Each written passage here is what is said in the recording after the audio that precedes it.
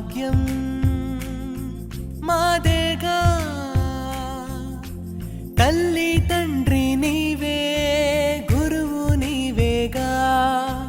చుట్టూ లోకం నీవే, చుట్టం నీవేగా. మూసిన కనులే తెరిపించి చీకటి దారే వెలిగించి